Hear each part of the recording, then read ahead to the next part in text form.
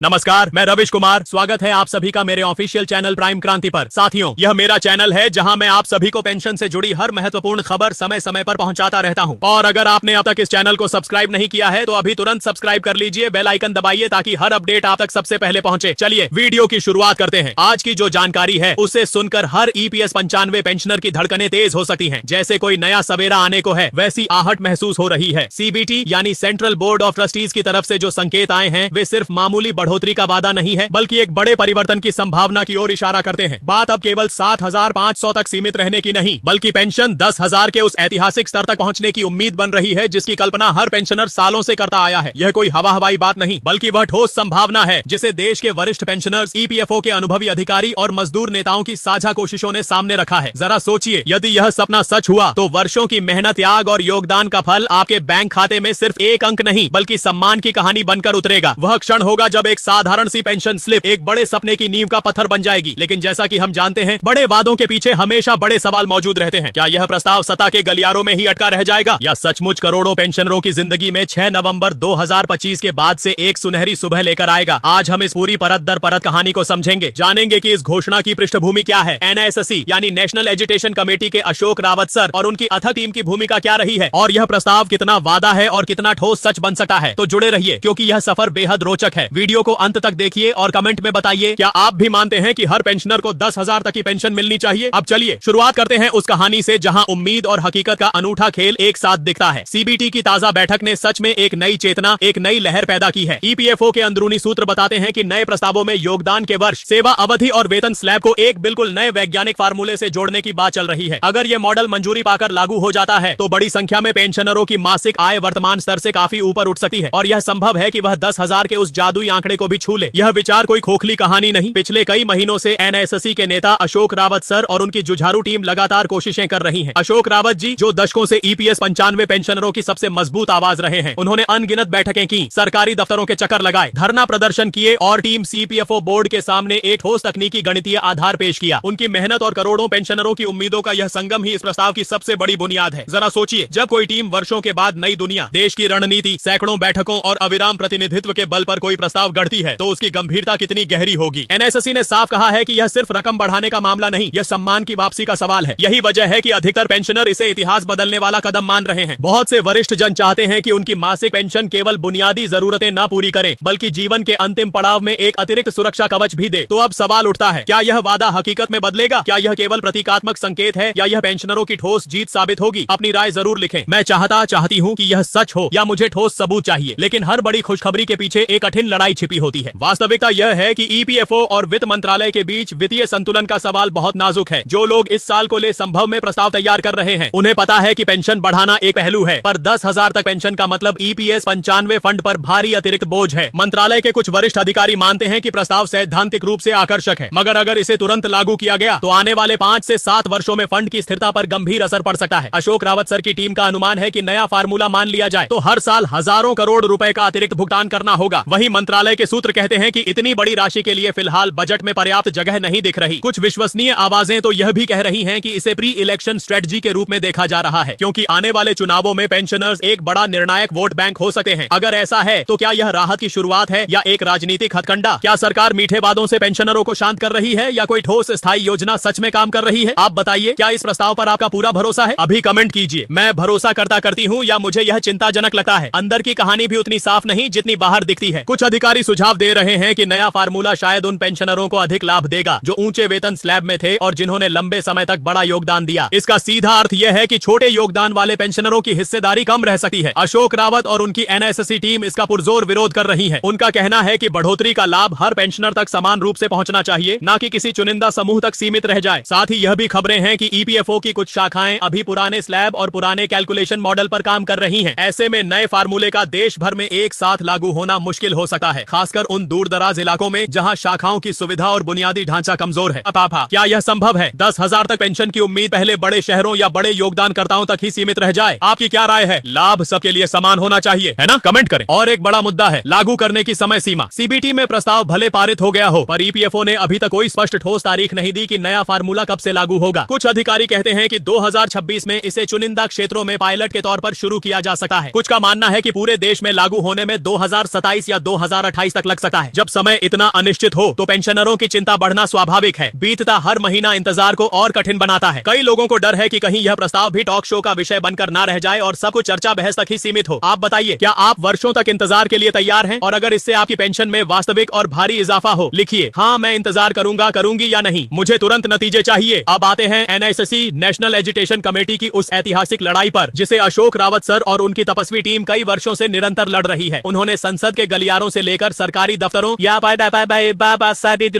EPFO के board room और media मंच तक पेंशनरों की आवाज पहुंचाई। सुनियोजित अभियानों से लेकर याचिकाओं और जोरदार धरना प्रदर्शनों तक हर मोर्चे पर प्रयास हुए ताकि मांगे सिर्फ चर्चा न बने बल्कि नीतिगत बदलाव में तब्दील हो। उनकी रणनीति स्पष्ट है, प्रस्ताव महज घोषणा न रहे बल्कि मजबूत कानूनी ढांचे के साथ लागू हो। आरटीआई और विभिन्न लेखा परीक्षा रिपोर्टों के सहारे उन्होंने समझाया कि ईपीएस 95 फंड में संरचनात्मक सुधारों के बिना केवल वादे बेअसर रहेंगे। अशोक रावत और एनएसएससी की यह तपस्या किसी एक व्यक्ति के लिए नहीं, उन सभी वरिष्ठ जनों के लिए है जिन्होंने जीवन के कीमती साल देश की सेवा में लगाए और जो अपने अंतिम पड़ाव पर सम्मान और सुरक्षा का अधिकार चाहते हैं। पर यह भी सच है कि संघर्ष की शुरुआत है। मंत्रालय, ईपीएफओ और नौकरशाही के बीच हर कदम पर नई बाधाएं उठती हैं और पेंशनरों को समझना होगा कि वादा सुनना आसान, पूरा करवाना मुश्किल है। दोस्तों, पूरी तस्वीर पर नजर डालें तो यह केवल रकम बढ़ाने की लड़ाई नहीं, इज्जत की लड़ाई है, न्याय की लड़ाई है और वृद्धावस्था की सुरक्षा की लड़ाई है। अगर नया फार्मूला सच में लागू हो गया तो निसंदेह बहुतों का जीवन बदल सकता है। पर अगर यह आकर्षक वादा ही रह गया तो सबसे बड़ा आघात उन्हें होगा जो दशकों से इंतजार में हैं। इसलिए सवाल यह है, क्या हम केवल प्रतीक्षा करेंगे या अपनी आवाज और बुलंद करेंगे? क्या हम इसे सोशल मीडिया की सीमाओं में कैद रखेंगे या इसे राष्ट्रीय नीति का विषय बनाएंगे? क्या आप एनएसएससी की इस न्यायपूर्ण लड़ाई का हिस्सा बनना चाहेंगे? कमेंट में लिखिए, मैं लड़ना चाहती हूँ। अगर आप बदलाव के पक्षधर हैं और यह वीडियो महत्वपूर्ण लगा तो इसे लाइक कीजिए, हर उस पेंशनर तक शेयर कीजिए जिसे यह सूचना मिलनी चाहिए और हमारे चैनल प्राइम क्रांति को सब्सक्राइब जरूर करें क्योंकि हम आपके अधिकारों की आवाज लगातार उठाते हैं। यह सामूहिक लड़ाई है, हर पेंशनर का अधिकार इसमें शामिल है। सीबीटी से प्रस्ताव भले आगे बढ़ गया हो, असली कठिन काम अब शुरू होता है। अशोक रावत जैसे दृढ़ लोग और आपकी एकजुट आवाजें ही इस वादे को हकीकत में बदल सकते हैं। मेरी आपसे विनम्र अपील है, इस वीडियो को जितना हो सके उतना आगे भेजिए ताकि देश के हर पेंशनर, हर बुजुर्ग, दादा दादी, नाना नानी तक यह संदेश पहुंचे कि उनकी मांग केवल उनकी नहीं, पूरे देश की जिम्मेदारी है। कमेंट बॉक्स में लिखिए, मैं बदलाव चाहती हूँ, हमें न्याय चाहिए, हमें 10,000 पेंशन चाहिए। आइए हम मिलकर वह रास्ता बनाते हैं जहाँ पेंशनरों का जीवन सिर्फ गुजर जाने की कहानी नहीं बल्कि आखिरी दिनों तक सम्मान और सुरक्षा के साथ आगे बढ़ने की मिसाल बने। जय हिंद और सभी पेंशनरों को मेरा सलाम, मेरी उम्मीद और मेरी लड़ाई। नमस्कार।